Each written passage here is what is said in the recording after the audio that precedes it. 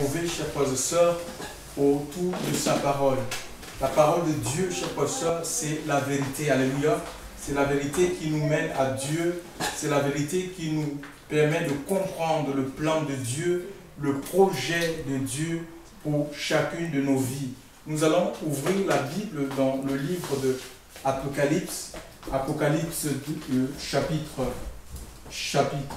1er au verset 6, il est dit, à partir du verset 5, il dit, oui, verset 6, à celui qui nous aime et qui nous a lavé de nos péchés dans son sang, et il nous a fait un royaume des sacrificateurs pour son Dieu et Père, à lui la gloire et la force au siècle des siècles. Je reprends, à celui qui nous aime et qui nous a lavé de nos péchés dans son sang, et il nous a fait un royaume des sacrificateurs pour son Dieu et Père, à lui la gloire et la force au siècle des siècles.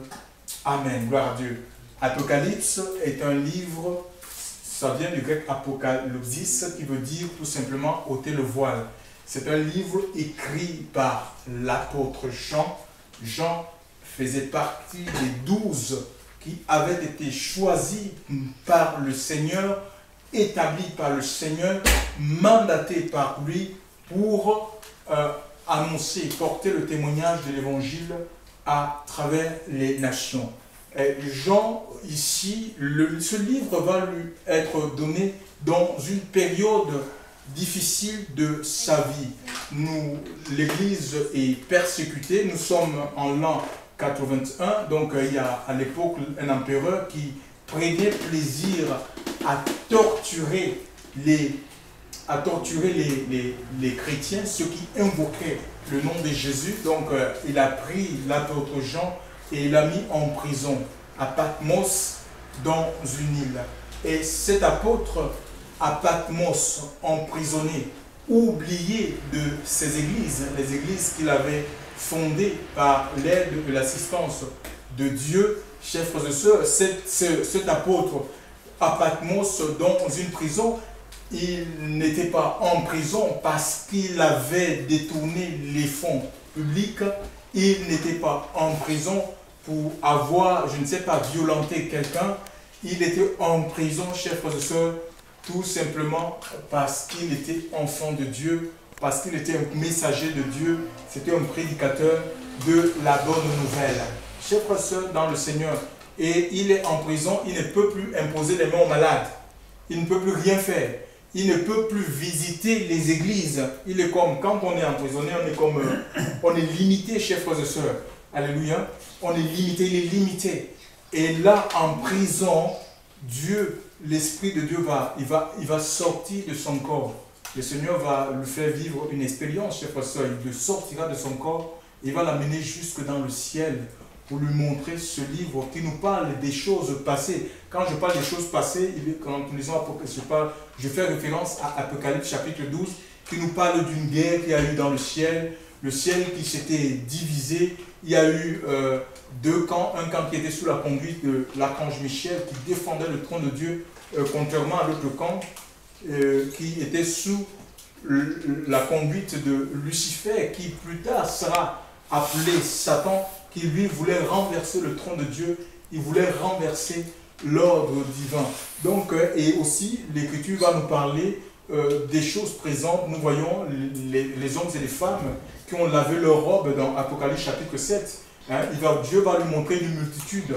Et il va demander à cet ange qui l'accompagnait, mais d'où vient-il cette multitude? Il dit, ce sont ceux qui ont lavé leur robe et les ont blanchis dans le sang de Jésus. Et nous voyons, c'est l'action de Dieu qui se fait actuellement à travers le monde, des hommes et des femmes qui se donnent au Christ, qui croient dans la bonne nouvelle, dans le sacrifice de la croix. Et aussi, il va nous parler dans Apocalypse, si nous continuons Apocalypse 20, 21, du jugement dernier, le lac de feu, chers frères et sœurs. Et donc, nous avons donc, comprenons donc, imaginons un peu, il est en prison. Il est en prison, mais il vit ce que d'autres prisonniers avec lui ne vivent pas. En fait, il n'est pas en prison. Je voudrais vous dire que là où il y a l'Esprit du Seigneur, Là, l'Écriture dit que là est la liberté. En fait, quelqu'un qui a l'Esprit de Dieu, quelqu'un qui a accepté, parce que l'Esprit de Dieu est donné à l'Église pour nous gouverner, pour gouverner nos vies. Donc, et l'Esprit ne peut pas glorifier, l'Esprit de Dieu ne glorifiera jamais un homme. L'Esprit de Dieu n'est pas donné pour glorifier ma chair, pour glorifier le prédicateur, pour glorifier un système dénominationnel quelconque. Jésus dit dans le livre, dans l'évangile de Jean, que l'Esprit de Dieu le glorifiera. Donc ça fait partie des missions du Saint-Esprit. C'est glorifier Dieu. Donc comment l'Esprit de Dieu glorifie Dieu? Dans la vie du croyant, ça peut être par la vie ou par la mort. Donc quelqu'un qui a l'Esprit de Dieu, qui a été sans de l'Esprit de Dieu, même devant la persécution, il sera prêt à mourir pour le nom du Seigneur. Ce n'est pas quelqu'un qui va dire, quand on va lui demander, renonce au nom du Seigneur. Comme ça, tu deviens libre. C'est ce qu'on faisait à l'époque. On demandait ça, si tu veux qu'on te libère, blasphème le nom de Jésus. Mais ces apôtres-là, parce qu'ils étaient saints, vraiment parce qu'ils étaient habités par l'Esprit de Dieu, ils avaient une rencontre réelle avec le Seigneur. Chers frères et sœurs, ils étaient prêts à mourir, prêts à accepter la prison, prêts à souffrir la nudité, la soif. Ce que nous, les enfants de Dieu d'aujourd'hui, nous avons du mal à accepter, chers frères et sœurs, dans le Seigneur. Et l'apôtre, nous voyons donc que cet apôtre est en prison, et Dieu va le sortir de son corps et il va vivre, il va recevoir ce livre. Ici, dans Apocalypse chapitre 1, la Bible ici nous parle d'ici, il est en train de voir, il dit à celui qui nous aime et qui nous a lavé par son sang. Il parle qui nous a aimé, c'est le Seigneur. Jean chapitre 3, verset 16, car Dieu a tant aimé le monde qu'il a donné son Fils, afin que quiconque croit en lui ne périsse point, mais qu'il ait la vie éternelle. Et le Fils a authentifié, le Fils a démontré son amour en se donnant volontairement. Personne n'a pris sa vie. Personne ne me l'ôte, dira Jésus dans le livre de Jean, chapitre 7, à partir du verset 18. Il dit, je la donne de moi-même. Je la donne volontairement. Il s'est donné volontairement dans le but de nous laver, chers frères et sœurs. Nous étions sales. On lave ce qui est sale, on lave ce qui est souillé, on lave ce qui est pollué. Dieu, le Seigneur nous a lavé par son sang. Il a enlevé, il a fait de nous une nouvelle création. Il nous a, par son sacrifice, réconciliés avec Dieu. Il nous a donné, il a ouvert une route nouvelle, chers frères et sœurs, au travers de sa chair. Nous avons accès, à cause du sang de Christ, nous avons accès dans la présence de Dieu. Nous pouvons adorer, louer. Nous avons reçu le Saint-Esprit. Alléluia. Parce que, vous voyez, je reviendrai sur ça. Je reviens un peu sur cet apôtre. Il y a quelque chose qui m'a échappé. Donc, il est en prison. Donc, je vous l'ai dit que même en prison, un enfant de Dieu qui est en prison n'est pas en prison. Un enfant de Dieu qui est en prison n'est pas en prison parce qu'il a l'Esprit de Dieu en lui. Et l'Écriture dit que là où il y a l'Esprit du Seigneur, là règne là est la liberté. La liberté, il ne s'agit pas de la liberté de faire tout n'importe quoi. C'est une liberté qui ne donne aucune prise à la chair. La chair ne peut pas réagir à l'encontre de Dieu. Non, parce qu'on souffre. Non, c'est la capacité de vivre sans être asservi par sa chair, ni par des hommes, que par le Seigneur. On est asservi que par le Seigneur et son esprit. C'est ça, un homme et une femme qui est libre. Et même si on traverse des situations difficiles, chers frères et sœurs, on ne désespère pas, parce qu'il y a une espérance qui est réelle en Dieu. Alléluia. Les gens dans le monde, ils passent des situations difficiles. Je prends par exemple le cas du chômage, du travail. Quelqu'un dans le monde perd le travail, il se dit que parce que le travail ici, enfin, c'est un peu comme la religion. Quand il perd le travail, c'est comme son Dieu. Il se dit que tout est fini, il va se jeter sur les rails du train. Vous voyez? Et nous avons vu avec la crise de 2008, comment les directeurs, parce qu'ils ont perdu l'argent dans la bourse. Il y a eu beaucoup de personnes des sociétés qui ont perdu leur argent dans la bourse en 2008. Et beaucoup de directeurs, chers frères et sœurs, on avait montré une émission à la télé des patrons d'entreprises qui ont mis fin à leur vie. Chers frères et sœurs, parce que l'entreprise, mais la vie d'un homme, l'Écriture nous dit que la vie d'un homme ne dépend pas de ses biens, même s'il est riche. C'est ce que le Seigneur dit dans sa parole. Notre vie, chers frères et sœurs, dépend de Dieu. Alléluia. Et le Seigneur veut nous apprendre cette dépendance-là. Mais nous devons laisser l'Esprit de Dieu travailler dans notre vie, en sorte que nous soyons capables de le servir de l'adorer en toutes circonstances. Ça veut dire que j'ai un travail, que je n'ai pas de travail, que mon compte bancaire soit fourni ou qu'il n'y ait pas d'argent dans mon compte bancaire, cela ne peut pas m'empêcher d'adorer, de louer, de chanter, de célébrer mon Dieu. Alléluia.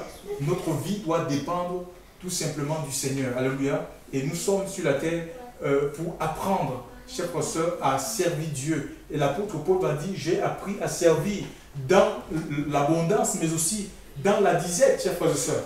Ben oui, et l'apôtre, il dit, soyez mes imitateurs comme je le suis de Christ.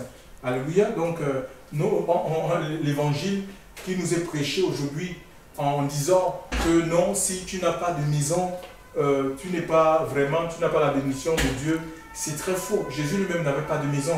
Hein? Jésus n'avait pas de maison. Alléluia. Et il dormait sur la montagne des Oliviers. Le soir, il allait passer d'abord toute la nuit à prier. Jean-Baptiste, c'était un appelé de Dieu. Il avait l'onction de Dieu, le revêtement de puissance. Il n'avait pas de maison. Il a vécu au désert, chers frères et sœurs.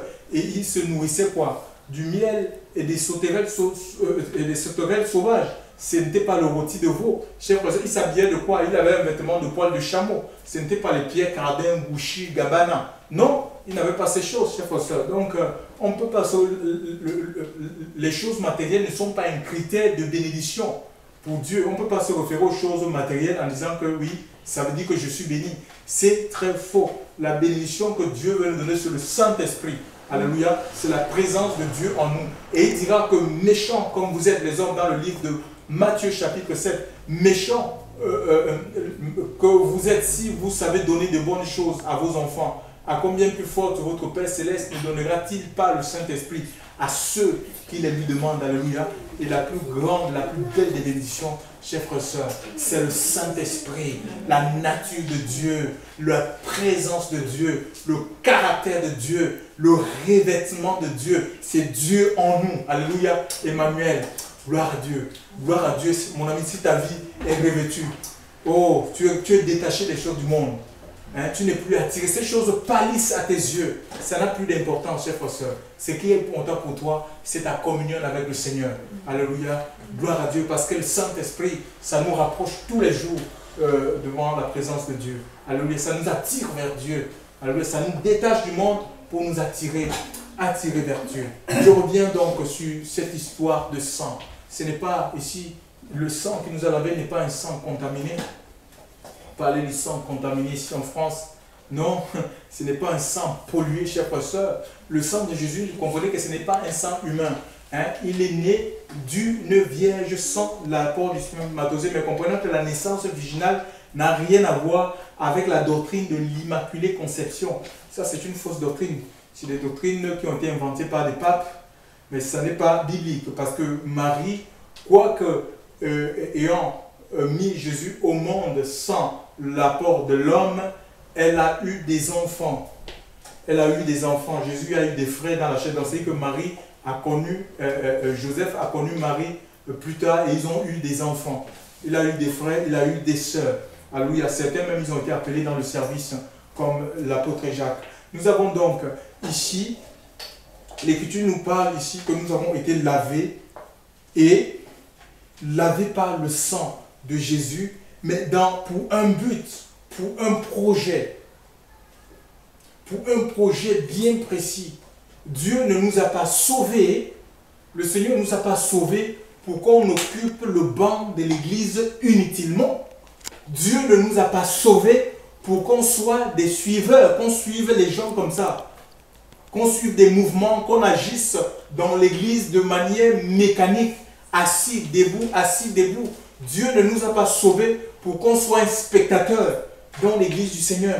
Alléluia. C'est écrit, nous l'avons lu, à celui qui nous aime et qui nous a lavés par son sang. Dans son sang, il nous a fait un royaume des sacrificateurs pour son Dieu. Les sacrificateurs, chers frères et sœurs, vous savez, quand Dieu a sorti Israël, le peuple juif, de 400, la descendance d'Abraham, ceux qui ont formé Israël, en fait, c'est les fils de Jacob, les 12, mais Jacob avait 13 enfants. Jacob avait 13 enfants, donc 12 garçons et une fille. La fille s'appelait Dina. Et nous voyons plus tard l'histoire de Dina. Peut-être que j'en ferai une prédication un jour. Ils sont arrivés dans le pays de Shichem. Et puis, bon, elle voulait visiter un peu. Elle fut violée hein, dans sa jeunesse. Elle voulait visiter le pays. Elle a voulu visiter le pays. Un peu comme elle voulait visiter, elle voulait découvrir les Shichémites, comment ils sont, les hommes. Je ne sais pas comment ils s'habillaient. Et l'Écriture dit qu'elle fut violée par c'était le fils du roi de cette localité. Donc c'était triste et ça avait mis ses frères Siméon et Lévi Siméon en colère et vraiment c'était terrible. Hein. Donc ces gens-là, ils ont tué les habitants de cette localité. Oui, voilà. Et nous avons ici, donc nous devons faire attention. Parfois on dit, on est dans le Seigneur et puis on va aller faire un tour dans le monde, on veut visiter le monde. Je peux aller faire un tour dans la boîte de nuit. Certains disent que Dieu me garde. Non mais attention, si on ne garde pas la parole du Seigneur, le Seigneur ne nous garde pas. Hein. Dieu nous garde dans la mesure où nous gardons sa parole.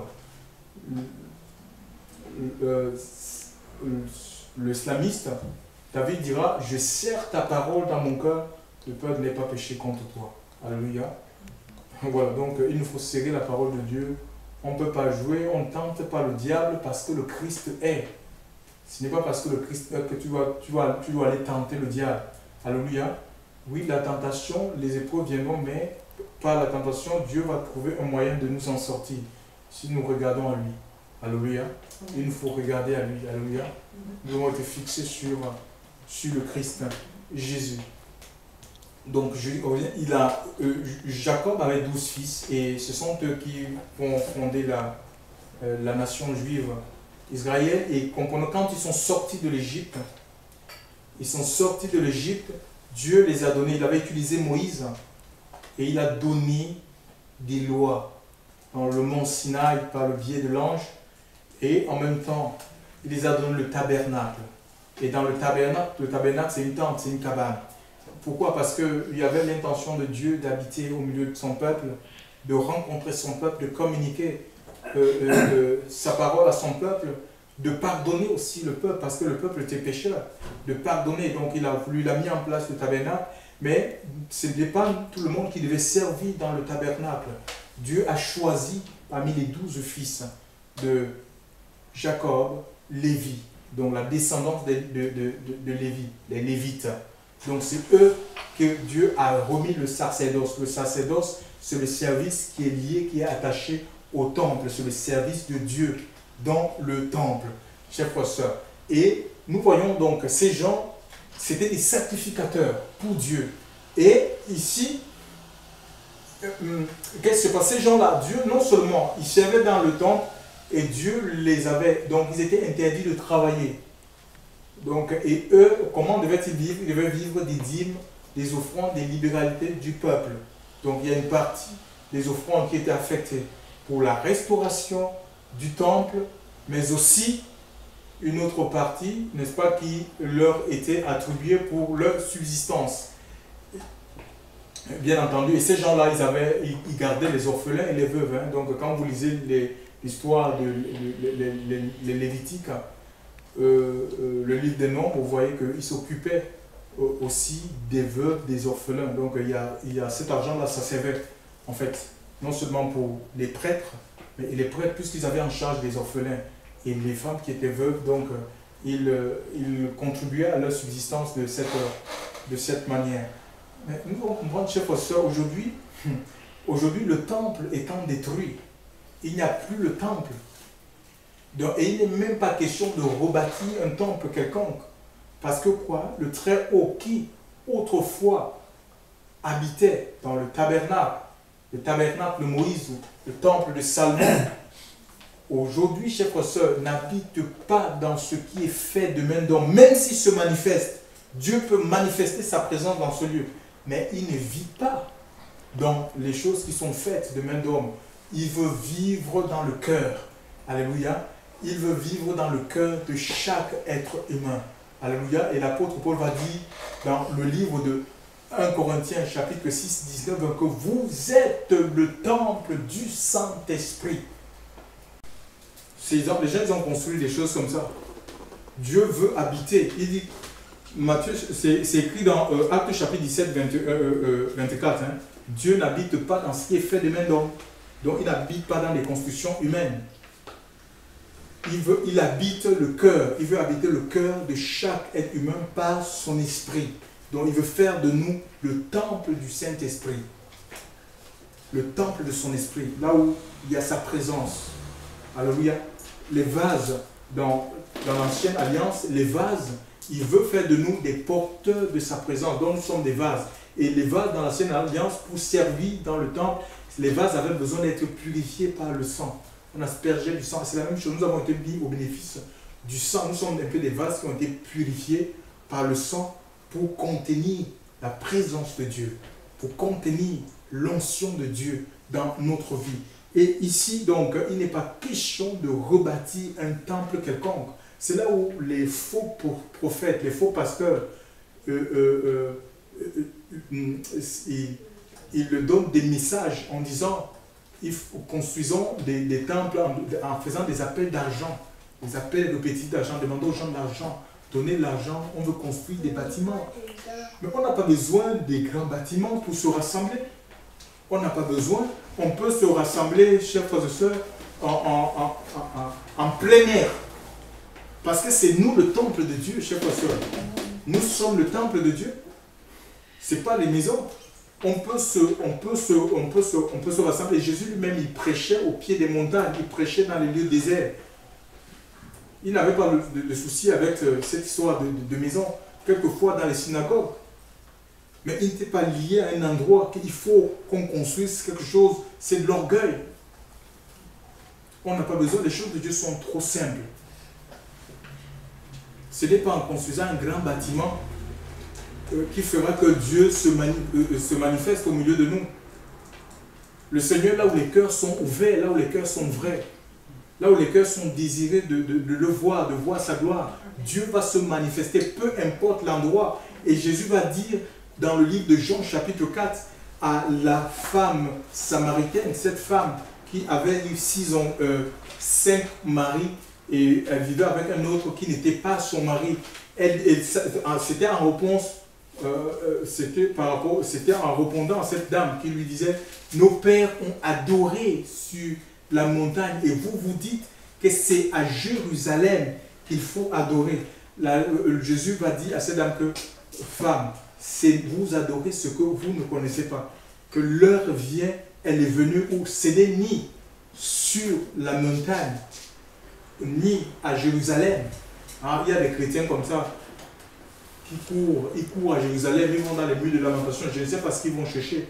Mon ami, courons vers Dieu. Sortons de tout ce qui est religieux. D'autres vont à Lourdes. On a fait de créer des sanctuaires, des endroits comme ça, on dit des recueillements. Non. Chers frères et sœurs, nous devons aller dans la présence de Dieu, au pied du Seigneur. Dieu est esprit et il veut que ceux qui l'adorent en esprit, en vérité.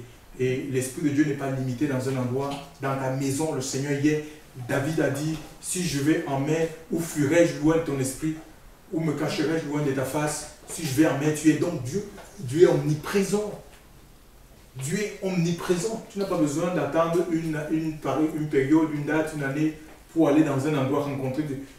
Emmanuel, ça veut dire Dieu est avec nous. Dieu est en nous tous les jours. Dieu cherche des adorateurs en esprit, en vérité. Des gens qui adorent par le Saint-Esprit, poussés par l'Esprit de Dieu. C'est cette adoration qui réjouit le cœur de Dieu. Pas une adoration charnelle, une adoration religieuse, mécanique, rituelle. Non, nous devons sortir de ce genre d'adoration et nous laisser posséder par le Saint-Esprit. Donc on n'a pas besoin de construire quelque chose. Alléluia. On ne construit rien du tout. On adore Dieu dans la simplicité. Et nos vies nous avons besoin d'être remplis de la présence de Dieu. Alléluia. Les sacrificateurs, donc ici, c'était les sacrificateurs, Dieu les avait donné le temple et c'était l'endroit où on rencontrait Dieu. Parce que Dieu habitait il vivait dans le temple. Il y avait le lieu, il y avait le parvis, le lieu saint et le lieu très saint. C'était fait en 3 dimensions. le temple. Et Dieu restait dans le lieu très saint. Il fallait être souverain sacrificateur une fois par an. Il rentrait non seulement avec le sang du peuple, mais aussi avec son propre sang. Parce qu'il ne savait pas s'il devait retourner ou pas, de peur de mourir, donc pour aller demander le pardon annuel. Cette pratique-là est restée un peu, il y a un pape aussi qui l'a inventé. C'est une pratique qui est restée dans les églises traditionnelles où chaque année, il faut aller confesser au prêtre tes péchés. Non, l'Écriture nous dit que si vous confessez, 1 Jean, 1 verset 9, si nous confessons nos péchés, il est fidèle et juste pour nous pardonner et nous purifier de toute iniquité. C'est le Seigneur qui purifie et qui pardonne les péchés. Alléluia. Et la confession qui va nous libérer, c'est celle qui est impulsée par l'Esprit de Dieu. David dit, tant que je me suis tué, ta main s'appesantissait sur moi. C'est dans le psaume 32. C'est un psaume de repentance. Tant que je me suis tué, ta main s'appesantissait sur moi. Donc nous avons besoin, nous confessons sous l'action du Saint-Esprit. Et c'est ça qui va nous délivrer. C'est cette confession-là qui va nous délivrer. Mais pas une confession dans la chair. Alléluia. Des confessions qui ont été inventées par les hommes. Ça, c'est pour tenir même les hommes. Il faut faire attention. Parce que la plupart, j'ai un oncle qui est un homme de Dieu, il a été courtisé par le gouvernement. Et ces gens-là voulaient qu'il devienne un agent secret. Donc, parce que quand les gens ils vont faire confesser vers eux, ils vont confesser, et comme ça, si c'est des brigands, des gens qui ont volé ou qui ont tué quelqu'un, ça peut être un homme, parce que là-bas on braque les personnes, ça peut être un préfet, et puis lui, il va appeler, il va dire voilà, donc je connais la personne qui a fait telle chose, chef pasteur. C'est sous l'action du Saint-Esprit, alléluia. Et si je ne dis pas, on peut aller vers quelqu'un, mais il faut que l'Esprit de Dieu te pousse vraiment à aller vers une personne pour confesser, mais on ne se lève pas comme ça, comme c'est des trucs religieux, rigides, tout fait d'avance, non. C'est l'Esprit de Dieu, on confesse sous l'action du Saint-Esprit. Donc voilà, nous avons donc ici, je disais donc on n'a rien à bâtir, tous on est des sacrificateurs et Dieu nous a sauvés pour être des sacrificateurs des Lévites. C'est-à-dire que c'est les Lévites qui servaient dans le temple. Et tous ceux qui ont cru dans le sacrifice de la croix, tous ceux à qui le Seigneur s'est révélé, sont devenus des prêtres. C'est-à-dire des prêtres au même titre. C'est-à-dire au moment où je suis en train de parler, si Christ se révèle à une personne là, parmi nous, cette personne devient un sacrificateur au même titre que moi. Ben, c'est vrai, c'est-à-dire qu'on va mettre les responsabilités. C'est vrai que les responsabilités sont différentes, mais ça ne fait pas de certains des surhommes, d'autres des sous-hommes. Certains sont des prêtres, il n'y a pas de prêtres de premier rang, certains de second rang, non, ça n'existe pas. Tous, on est à la même enseigne. Alléluia. Oui, mais c'est vrai que l'onction est proportionnée. Dieu nous donne l'onction, mais l'onction en fonction de la responsabilité tout simplement qu'il nous accorde. S'il m'a donné la responsabilité d'apporter la parole, il va me donner cette capacité. Alléluia. À une autre, si tu as donné la responsabilité de présider, il te donnera l'onction en fonction, chers frères, de la responsabilité de la tâche qu'il t'assigne lui-même. Et c'est lui qui donne l'onction, ce n'est pas un homme. Ce n'est pas un homme. Alléluia. On n'est pas loin par un homme. C'est le Seigneur lui-même. Je ne dis pas Dieu peut utiliser. Et surtout, il faut que ça soit conduit par le Seigneur. Parce qu'aujourd'hui, il y a des gens qui courent même après certains hommes de Dieu en disant ils veulent chercher, ils veulent l'onction. Ils vont l'onction et ils vont payer de l'argent. Pourquoi on les impose demain et pensant que c'est ça qui fera d'eux des serviteurs remplis du Saint-Esprit? C'est tout faux. Donc nous avons donc ici, on est tous des sacrificateurs, mais pour servir Dieu. On n'est pas, il dit pour Dieu. Le Seigneur nous a sauvés pour être au service de Dieu. Dieu ne nous a pas sauvés pour être au service d'une organisation quelconque. Dieu ne nous a pas sauvés pour être au service d'un mouvement quelconque. C'est pour le servir. Et comment on sert le Seigneur? On sert Dieu dans le témoignage, chers frères et sœurs, dans l'annonce de l'évangile. On sert Dieu, on offre des sacrifices. Ces gens-là, ces Lévites-là, ils offraient des sacrifices d'animaux. Mais nous, on offre les sacrifices. Le Christ nous dit ici dans le livre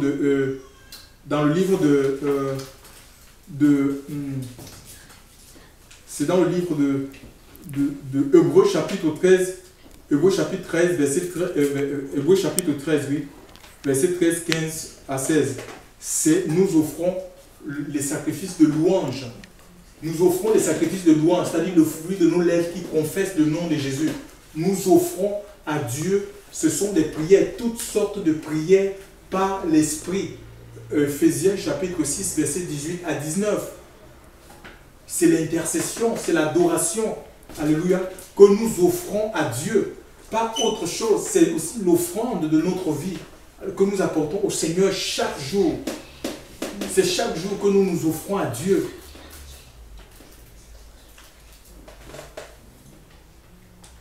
C'est ça, les prêtres.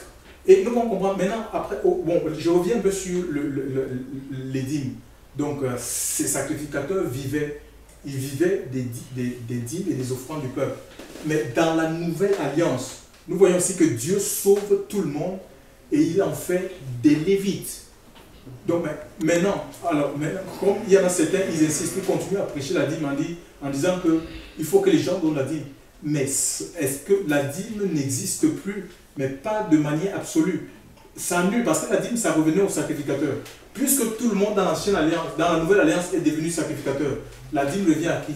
À personne. Donc c'est une pratique mosaïque qui est annulée, mais pas de manière absolue. Parce que la Bible dit dans le livre de 2 Corinthiens, chapitre 9, verset 6 à 9, que celui qui sème peu moissonnera peu, celui qui sème abondamment moissonnera abondamment, mais que chacun donne comme il a résolu dans son cœur, sans contrainte ni tristesse, car Dieu aime celui qui donne avec joie. Tu ne donnes pas pour regretter, tu ne donnes pas pour dire c'est pas possible, comment est-ce que je ne vais pas pouvoir m'en sortir. Non, Dieu aime celui qui donne avec joie. Ça veut dire que tu peux donner moins que la dîme, tu peux donner dans les limites de la dîme, tu peux aller au-delà de la dîme, parce que dans le livre de Romains chapitre 5, verset 5 nous dit que l'amour de Dieu est répandu dans notre cœur. Et l'amour, quand on a l'amour de Dieu, quand on aime, on est prêt à toutes sortes de sacrifices. Hein. On ne compte pas. L'amour ne compte pas. Alléluia. Donc voilà, mais on fait des choses que par amour pour le Seigneur. On fait des choses pas pour plaire. On ne donne pas pour plaire. On ne donne pas pour dire c'est moi qui ai donné pour raconter. Je fais si. Ça, c'est tombé dans le pharisianisme. Hein, et le Seigneur nous dit que nous ne devons pas, dans le livre de Matthieu, il dit que nous ne devons pas faire toutes nos actions pour être vus des hommes. Hein. Si on fait des choses pour être vus des hommes, il dit qu'on a notre récompense là. Les gens vont dire, ah c'est bien ce que tu fais, c'est bien, mais c'est ce que tu veux. Ou les hommes vont te donner un morceau de savon. C'est le morceau de savon que tu veux. Nous on veut la gloire de Dieu. Nous on veut la gloire de Dieu. Donc les enfants de Dieu, il faut agir dans la discrétion, chers frères et sœurs. Hein. Dieu sait toutes choses, alléluia. Et notre offrande, notre adoration doit être portée vers le Seigneur, pas vers un homme. Gloire à Dieu. Donc voilà. Et donc il n'y a pas d'obligation dans la nouvelle alliance à donner quoi que ce soit. On donne poussé par le Saint-Esprit. Nous croyons dans l'action de Dieu. Voilà. Et tous, on est des sacrificateurs. Et l'Écriture, on peut lire de 1 Pierre chapitre 2, verset 9, verset 10. 1 Pierre 2, verset 9, verset 10. 1 Pierre 2.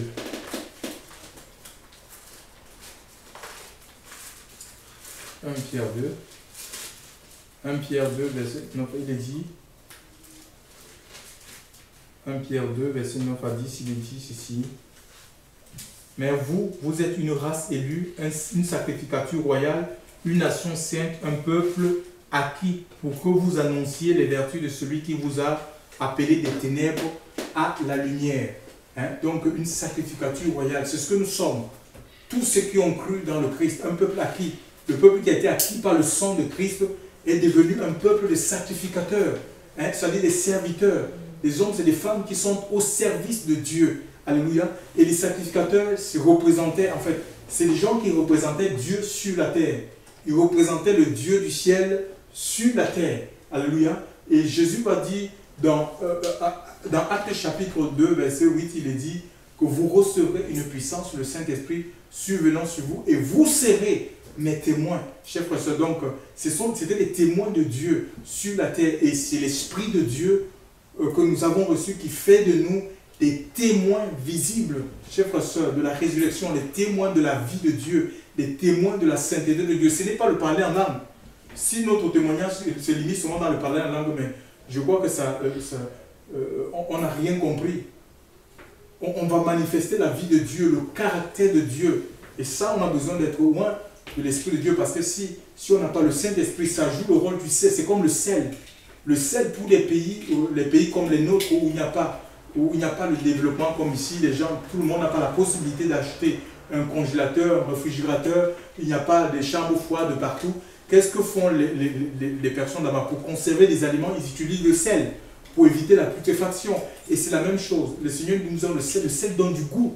Et notre vie, et le sel, non seulement ça donne du goût aux sauces, aux aliments, chers frères et sœurs, quand on les prépare, mais ça conserve les aliments. Et c'est l'Esprit de Dieu en nous qui va nous garder du péché. Qui va nous garder de la pratique du péché. Chers frères et sœurs, qui va empêcher le pourrissement de nos vies. Parce que le monde est pourri par le péché, chers frères et sœurs. Le monde est pourri. Ça pue de partout. Dans les entreprises, dans les quartiers, dans les rues. Et c'est le Saint-Esprit, chers frères et sœurs, qui va nous garder, qui va nous conserver purs jusqu'au retour de Jésus. Et nous avons besoin de l'Esprit de Dieu. Nous avons besoin de la parole, mais la parole animée de l'Esprit Saint. Nous avons besoin du Saint-Esprit. Et pour être témoin, en même temps, les sacrificateurs, non seulement ils représentaient le Dieu du ciel sur la terre, ils représentaient le peuple devant Dieu. Nous devons représenter, Dieu nous appelle à représenter, nous représentons les membres de nos familles, ça dans l'intercession.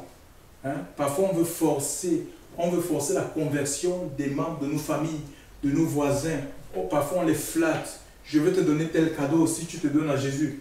Est-ce qu'on ne flatte pas les gens pour venir à Jésus? Le Seigneur a donné son Esprit Saint pour attirer les âmes à lui. C'est le Père qui attire par le Saint-Esprit à Jésus. Et le Seigneur va sauver cette personne, il va donner la vie, il va ressusciter cette personne. C'est le Saint-Esprit, c'est l'œuvre du Saint-Esprit. Nous devons retourner à la Pentecôte, l'évangélisation par le Saint-Esprit, l'évangélisation par le feu. Hein? Le feu qui a animé l'apôtre Pierre, il a prêché, il y a 3000 personnes en une seule prédication qui se sont données parce qu'il était animé par le feu de Dieu. Aujourd'hui, on flatte les gens. On flatte les gens, venez chez nous. Venez chez nous et il n'y a pas de réelle conversion, il n'y a pas de réelle rencontre avec le Christ. Il n'y a pas de nouvelle naissance. Et on crée des clubs, des départements dans les églises pour retenir les gens. Et les gens continuent, ils sont dans leur misère, dans leur souffrance, dans leur peine, dans leurs angoisses. Mais l'évangile les libère. L'apôtre Paul dit, je n'ai pas honte de l'évangile car c'est la puissance de Dieu pour le salut de quiconque croit. L'évangile guérit les personnes. Ça sauve, ça rachète, l'évangile nous transforme, ça nous transforme intérieurement, ça fait de nous des nouvelles personnes. C'est ça, c'est pas une philosophie qu'on va essayer de vivre avec, non. C'est quelque chose de vivant. Et nous devons porter le plus gros des combats que nous avons, chers frères et sœurs, c'est de porter, on ne lutte pas, vous n'avez pas lutter contre la chair, le sang. Il n'y a pas de place pour le chantage. On ne fait pas le chantage aux membres de sa famille. En disant, si vous ne vous tournez pas vers Dieu, vers mon Dieu, je ne m'occupe plus de vous. Mais tu es dans l'erreur. Tu es dans l'erreur, chers frères et sœurs. Dieu nous appelle tout simplement à être témoins. Les gens ne sont pas obligés de croire en ce que tu crois. C'est Dieu qui donne la possibilité aux gens de venir à lui. Hein? C'est Dieu qui peut faire, c'est Dieu qui amène les gens à passer des ténèbres à la lumière. C'est un combat et nous devons jeûner, nous devons prier. Il faut jeûner pour les membres de ta famille qui ne connaissent pas le Seigneur. Il faut jeûner pour ton mari peut-être qui n'est pas au Seigneur, pour ta femme qui n'est pas au Seigneur. Il faut jeûner et prier. Et Dieu va accorder la repentance à cette personne. Il va se révéler. Le christianisme, c'est une révélation. Dieu va se révéler à cette personne. Même si cette personne est religieuse. Hein, parce que le monde est religieux. Le monde est rempli d'écoles bibliques. Mais Dieu ne s'apprend pas dans les facultés de théologie. Dieu ne s'apprend pas dans les écoles bibliques. Ah, tu peux apprendre la parole de Dieu, mais Dieu non. Dieu c'est une personne. Et c'est ça. C'est ça. Nous portons les membres de nos familles dans la prière, dans l'intercession. Nous portons les nations dans l'intercession. Il y a eu des croisades. Hein. On a voulu, des chrétiens, ça.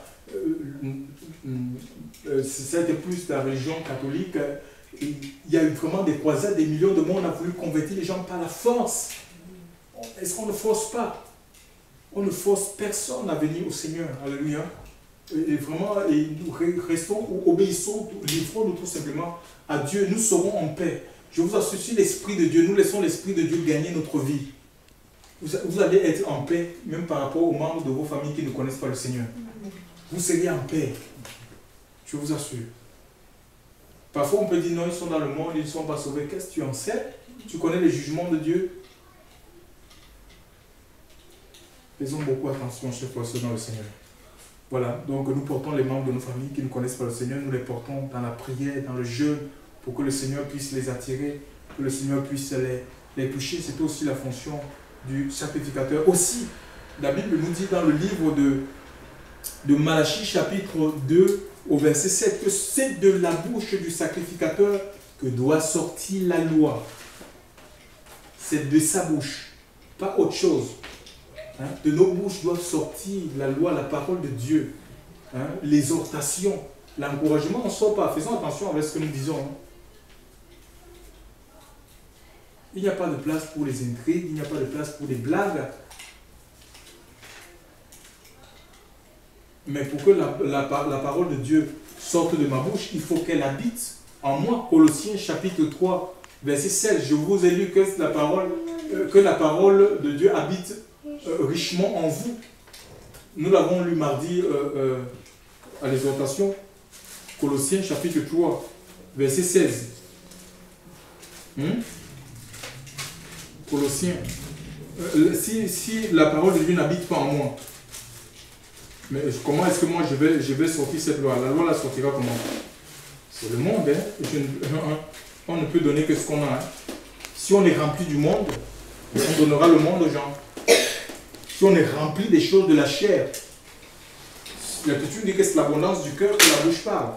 Et si mon cœur est rempli des choses du monde, des choses de la chair, je vous assure, c'est ce que je vais reproduire, je vais donner ça, distiller ça à l'église. Mais il ne faut pas que ce soit ainsi. Colossiens chapitre 3, verset 16 dit que la parole de Christ habite en vous richement et en toute sagesse, vous enseignant et vous exhortant l'un l'autre. Voilà, il faut que la parole de Dieu, pour que la parole, il faut que je la mange. Il faut que je la lise en fait. Que je lise la parole du Seigneur. Que je médite la parole de Dieu. Mais aujourd'hui, parfois on a privilégié les livres chrétiens. Mais déchirez-les, jetez-les à la poubelle. Il n'y a rien qui doit remplacer la Bible. La Bible, c'est la parole inspirée. Toute écriture inspirée de Dieu, utile pour corriger, pour enseigner, pour convaincre, pour instruire dans la justice. Afin que l'homme ou la femme de Dieu soit accompli et propre pour toute bonne œuvre. C'est la parole, c'est la Bible. On peut prendre 66 livres qu'on a même du mal à lire, et puis on va ajouter les livres chrétiens, les révélations de X, de Y. Non, chers frères et sœurs, nous avons besoin de lire la Bible. Alléluia. La Bible, c'est la parole de Dieu. C'est Christ. Alléluia. C'est Christ écrit. C'est Jésus manifesté sous la forme écrite. Donc nous avons besoin de lire la Bible. Encore, il y en a ceux qui, si ce n'est pas les livres chrétiens, ben c'est la pornographie. Il y a des chrétiens qui marchent, il y a une main. La main droite tient la Bible et la main gauche, c'est le livre à caractère porno. C'est la confusion. C'est la confusion, chers frères et sœurs. On ne peut pas être partagé entre le monde et le royaume des cieux. Non, Dieu ne prendra pas une église qui est partagée. Une église qui est partagée. Et si on est partagé, il nous sera difficile de rentrer dans les projets de Dieu. Dans le livre de Jérémie, chapitre 11, verset 29, il est dit « Car je connais les projets que j'ai formés sur vous, Dieu, des projets. » Jérémie 29, verset 11. Des projets de paix et non de malheur, afin de vous donner un avenir et de l'espérance. Vous m'invoquerez, vous me partirez. Donc le Seigneur ne nous embrigade pas. Le Seigneur ne nous enferme pas. Vous m'invoquerez, vous partirez. Hein? Et dans le livre de Jean, il dira, je vais méditer ça avec ma femme, il disait que je suis la porte des brebis. Vous entrerez et vous sortirez, chers frères et sœurs. Donc le Seigneur n'est pas là pour nous enfermer dans une secte. C'est les sectes qui enferment les gens. Tu rentres, tu ne sors plus. Ou quand tu sors, tu es complètement dépouillé. Tu n'as plus rien, épave. Tu sors, tu es épave. Donc, Donc voilà, il dit vous entrerez, vous sortirez. Et vous trouverez du repos, chers frères et sœurs, pour vos âmes. Écoutez-moi, écoutez ce que le Seigneur est en train de dire. Il dit, si vous me cherchez, dans le Jérémie 29, quand vous allez à 12, il dit, si vous me cherchez de tout votre cœur, pas d'un cœur partagé, un cœur double, non. Si vous me cherchez de tout votre cœur, un cœur tout entier, je me laisserai trouver, c'est-à-dire je vais me dévoiler, je vais me révéler à vous et je ramènerai vos captifs. Hein? Est-ce qu'il n'y a pas de captifs dans nos maisons? C'est quoi? C'est les membres de nos familles qui ne sont pas au Seigneur. Hein? Dieu dit, je vais les ramener. On ne va pas les forcer, mais il va se révéler à vous. Mais il faut que toi, tu te donnes en entier pour le Seigneur. Alléluia. Donc voilà. Et nous devons nous offrir. Nous devons offrir nos vies, offrir nos corps comme un sacrifice. C'est ça, un sacrifice. C'est ce que l'apôtre Paul va dire, un sacrifice vivant. C'est ce qui sera de notre part un culte agréable. Alléluia. Parce que le feu de Dieu, le feu qui va brûler l'autel, va brûler tous les artifices. Alléluia, nous nous offrons à l'autel du sacrifice, l'autel de Dieu. Dans l'autel de Dieu, il n'est pas seulement question du sang, mais il est aussi question de feu. Et venant dans cet autel, tout brûle. Quand nous venons dans cet autel, chers frères et sœurs, tout ce qui n'est pas la gloire de Dieu, alléluia, va brûler les faux cheveux, les faux seins, les fausses fesses, tous les artifices, les faux ongles. Tout va brûler. En fait, je veux dire, pas que le feu va te brûler, non. Non, c'est pas comme ça. En fait, le feu de Dieu, le feu de l'évangile, le feu de l'évangile tombe sur toi. Ça va t'anéantir, tu vas être complètement anéanti. Tu ne seras plus à la course du monde, du paraître. Il n'y a plus de place pour le paraître. Tu seras dans l'être. Alléluia. Quel repos. Alléluia. Et Dieu veut nous donner ce repos-là. Que le Seigneur nous bénisse, qu'il nous fortifie, qui nous encourage et qui continue, chers frères et sœurs, à se révéler à nous. Que la gloire puisse te revenir ce soir. Dans le nom de Jésus-Christ.